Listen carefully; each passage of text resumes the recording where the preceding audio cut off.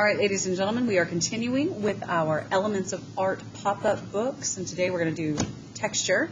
So I have the pieces here. Let's just kind of move some stuff aside. We'll move the book over here, and these cutout pieces for reasons.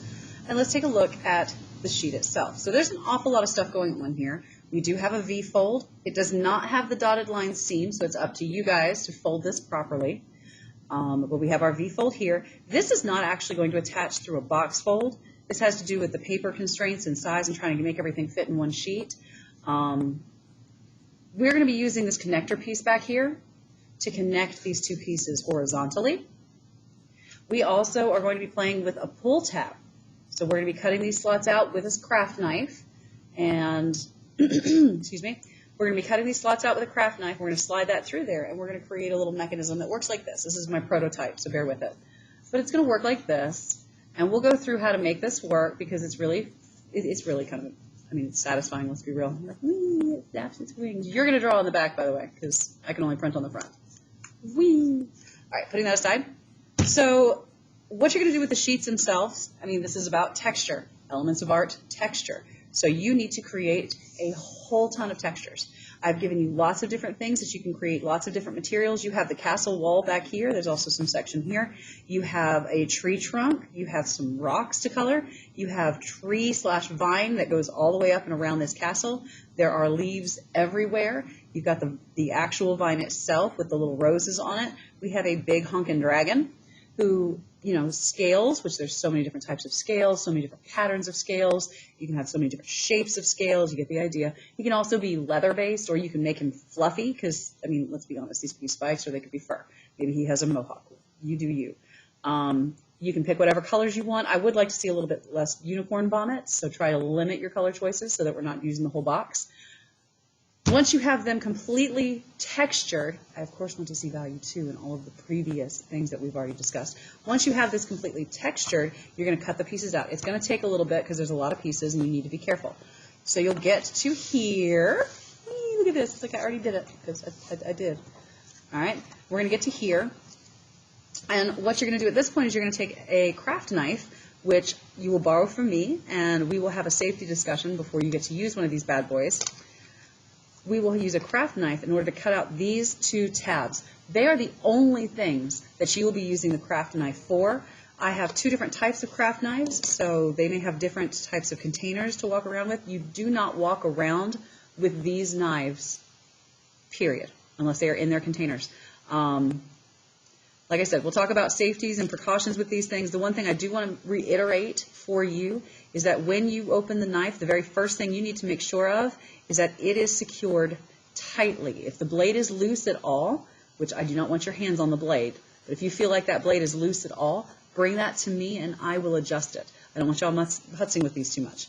Okay? So please note that while I cut, I am cutting away from my body and away from my off hand. I'm not going to be anywhere near this hand. I'm going to put all my other pieces away too, just in case. She'll go up there. Go away. And because I don't want to lose those, we'll put that over here to the side. So when I hold the blade, I'm never going to touch the actual blade itself. This is why this thing is called the handle.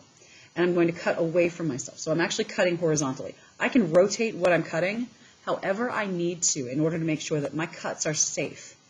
You're going to apply just a little bit of pressure. Oh, the other part. You guys need a cutting board. You need to check out one of these with me. I have them, one for each of you. Only 5 knives will be out at a time. And that has mostly to do with safety and me keeping track. But you're not cutting on the tables. You must have a cutting board, okay?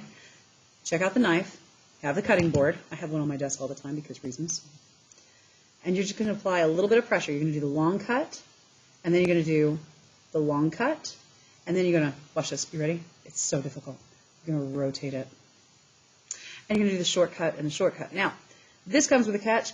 I already cut these out. So I don't have anything to pull out, but you're going to cut long, long, and then short, short, and you're going to pull out the little tab. Once you're done with the knife, you immediately, do not ever leave your knife uncapped if you're not using it. You immediately cap that bad boy, put it back in the case, blink, and close it up. Why? Because if this thing, since it's round, rolls off that table, I don't want it landing in somebody's toe. That would be no good. So once you're done with it, bring it back to me, we'll check it back in and move on. So we have all these pieces here, and the first thing we're going to do is we're going to check that this fits. And it should be kind of a tight, you can kind of hear it. It goes all the way down here, and you need both sections to go through. So we'll rotate that really quick. I have hiccups, so I apologize. And get that in that other section. If it's too big, if the wing is a little bit too big, take the wing back out and cut it a little bit more. Cut the wing down. Don't go back into those tabs.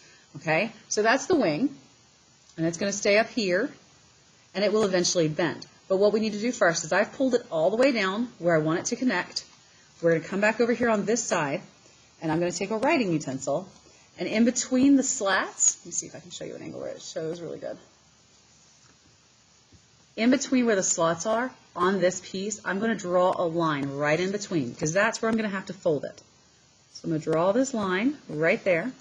It's not even. We'll double check that when we fold, and we'll pull that back out. And you see that's actually pretty far up here. But I'm going to fold that, and I need to make sure that I fold it evenly. I don't have to be right on that drawn line, okay? But I want to make sure that these sides right here match up. So we're going to give this a really nice, good crease, okay, both ways, because I'm going to need that fold. It needs to last for a while, okay? Excuse me again.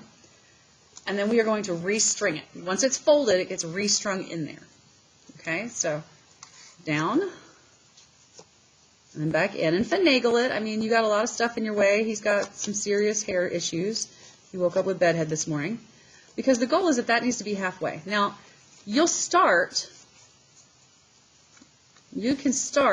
to get a little bit of that motion going on right here. I'm having to hold it, though. Okay, you'll start with this little bit of motion. Because what your next step is, and this is really complex, okay? What your next step is, I'm going to actually draw this out so you guys can see this on the camera a little bit better. So there's the edge, okay? And that's where this guy is. So the pull tab is like right here. So you can see how that functions. We are going to actually tape this side down-ish, okay? So you come up to me, you'll get some tape, and I'm going to secure it all the way to the fold. Come here, tape. I'm going to secure it all the way to the fold and across the slats. Now, when you first put this tape down, wow, that tape was ridiculous. You know what? I'm going to do another piece because that was really dirty and it's covered in fuzz, and that just kind of grosses me out. When you do this, another piece of fuzz. I got fuzz everywhere. What the what? When you do this, you're actually going to go across the slats. So you're going to go all the way across the slats. And that will, at first, there's still fuzz. I don't care anymore. That will, at first, stop this from moving. Oh no, it doesn't work, Captain. And that's fine. If you still have the X-Acto knife, you just take the blade, not quickly, by the way, but you take the blade and you just nick the sides. This seam right here has got to stay taped. You just nick the sides so that the tape opens up, okay? You do not want to cut through the paper, so be careful not to cut through the paper. You want to just cut those sides right there. So I'm done with the knife, so what am I doing? I am putting it away carefully. Don't ever leave your knives unattended with the blade exposed, okay? And what that'll do, now, yeah, no, it's fine. Leave that right there. It'll secure this little piece to the back, and now I have the full pull motion. Whee! It's really satisfying. I'm going to have to use better tape because this tape's not working. And that's fine. We have better tape. We'll just put that aside and not use that for y'all. All right, so here's that, and here's this, and here's all the others. Now, this is a V-fold, so just like every other V-fold we've done, we need to fold it in half because this is going to line up to the seam in our book. So we're going to really carefully, okay, really carefully line this up. And what I'm looking for is I'm looking for these tabs to kind of line up even, and I'm looking for the fold to line right at this corner, okay? So I'm not squishing it yet. This is still rounded. I'm making sure I have everything where I want it to be, and then I will slowly crease that out. I did not give you the dotted line to fold it because typically you're not going to want a big giant dotted line in the middle of your artwork. So we're going to fold that in half, and we're going to crease it. It may take you more than once to pull that fold off. Don't panic. I would much rather you take the time to get it done correctly than to try to rush it and get it in the wrong spot. Now, we have our folded piece. We're going to fold down our tabs now, kind of right there on that dotted line. And right there on that dotted line, so that we end up with a flat bottom tree. Better than a flat bottom girl. I did not say that out loud. Don't judge me. It's a song. Okay? It's not flat either, but we're just going to roll with that, and I totally did that right. Okay? We're going to also go ahead, because he's functional. I really enjoy that way too much. We're going to go ahead and fold this tab down. This tab's a little bit not straight. That's my drawing issues. That was me. So you're just going to make sure that both corners are even, and you're going to crease it accordingly, like so. Okay? So the dragon is going to stand here. Now, what I would have liked to have done, in the paper itself, they were about this close as far as the drawing was concerned. I want it to be a little bit farther apart. I couldn't fit it on the page appropriately and still get the wing in there right. So we came up with a creative solution. We're going to take these things, and we're going to connect them together with this thing. Yay! Look at that. So we're going to glue a piece there, and we're going to glue a piece there. It's going to make it a little less stable, so we're going to have to putz with it a little bit and make sure that we're careful, because we're not really securing it as well as I would like. So we'll see how this works. Hopefully that'll be a strong enough piece. If not, I may have to come up with another solution. But we're going to glue them together really quick right now. So I'm going to go ahead and put glue on both sides. And I am going to over glue. I know I tell you not to, but I'm going to actually over glue a little bit here. And a little bit on the other side. I'm going to smear bigger than what I want. And we're going to let this rest before we install it in the book. The reason for this is because, honestly, I'm not entirely sure how I need to line it up yet. So I've put on more space than what I really intend for it to be. So I'm covering a pretty large area of this. Getting rid of all that excess glue, because you still don't want gobs everywhere. Okay? And now we're going to connect these pieces. Now, this has a flat bottom. You want it to connect to the flat bottom on both sides. So flat bottom over here. I'm going to do the same thing over that, so it touches that base, and then we'll slide it to kind of match right there. Okay? And then I'm going to flip these back over. Actually, I probably should have done this to begin with. Yeah, it's going to be easier this way. So we'll flip them over this way, connect it down to these pieces so that they're flush, and then we're just going to secure the glue. Let's slide that over a little bit. And secure them so that it lands down towards that base, and it's all even and all great. I need a little bit more. I did not take the glue far enough right here. So that side is secure. I need to add some more right in here. So I'm going to do like this. Put a little bit more glue in here. And use my finger to smudge that out really quick.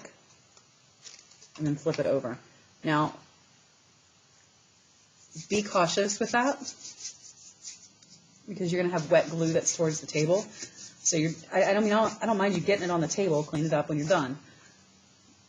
But make sure that it's secure, and then carefully pull it up off of that backing, just in case. Okay? You can see I got wet glue showing up like everywhere right now. So you have to be very careful. I may end up doing some redesigns on this because of what we're encountering right here.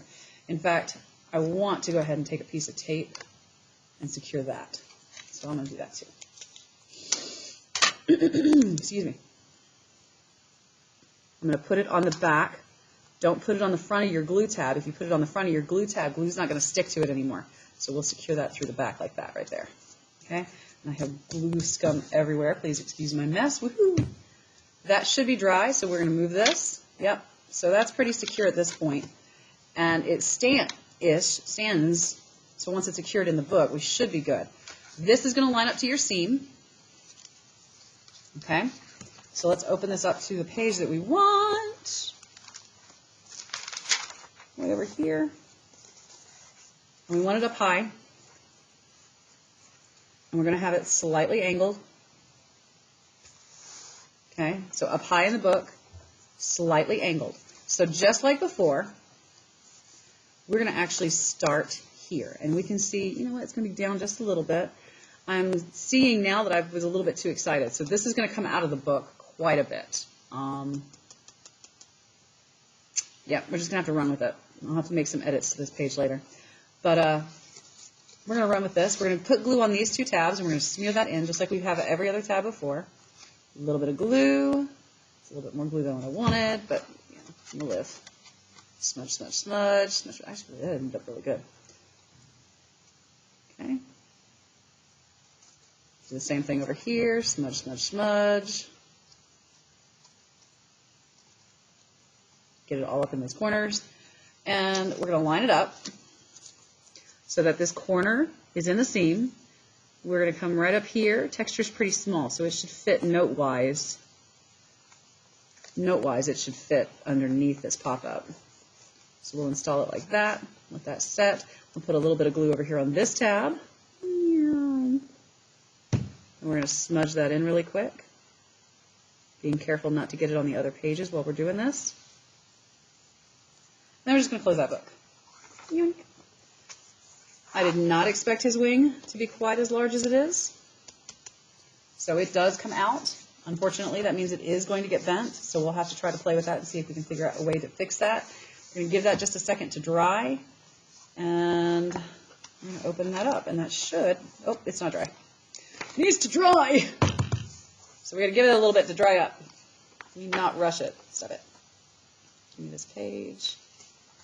Like so I can come in here and kind of finagle that in and make sure that that's secure. I'm definitely going to have to make some edits to this booklet.